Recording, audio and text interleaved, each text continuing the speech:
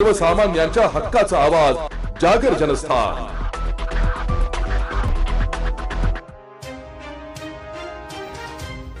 कापडणी येथील शेतकरी बापू दौलत माळी यांना तब्बल 2.5 महिने रात्रंदिवस काबाड कष्ट करून फुलवलेल्या उभ्या गवारच्या पिकात मेंढ्या चरण्यासाठी सोडल्यात। बापू माळी यांचे कापडणे देवठाणे रस्त्यालगत शेती असून त्यांनी फेब्रुवारी महिन्याच्या शेवटच्या आठवड्यात गवार पिकाची लागवड केली होती। बियाणे, खते, फवारणी, निंदणी आदी व्यवस्थापनावर 40,000 रुपयांपेक्षा अधिक खर्च करून रणरणत्या उन्हात पाण्याची टंचाई असतानाही सूक्ष्म नियोजनातून त्यांनी बहरदार गवार पिकवली।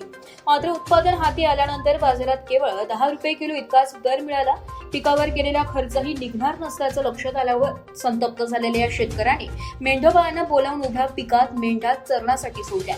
2.5 महिन्यांची मेहनत डोळ्यासमोर मातीमोल होताना पाहून शेतकऱ्यांचे डोळे पाणावले। शेतमालाला योग्य भाव न मिळणे ही शेतकऱ्यांच्या जीवनातील सर्वात मोठी शोकांतिका असून शासनाने शेतमालाच्या दरबारात ठोस धोरण राबवावे अशी मागणी परिसरातील शेतकऱ्यांमधून होत आहे। नमस्कार, मी महेंद्र बापू खलाने, राहणार कापडणा, तालुका जिल्हा धुळे। मी 2 महिन्यापूर्वी गवारची लागवड केली होती पण पाणी कमी होतं आमच्याकडे, तरी पण आम्ही गवार खूप चांगली जगवली।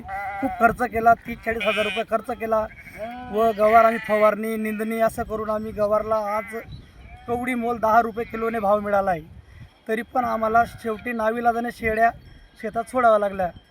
अजिबात मार्केटमध्ये भाव नाही आहे गवारला। जागर जनस्थानसाठी रूपक बिरारी, धुळे।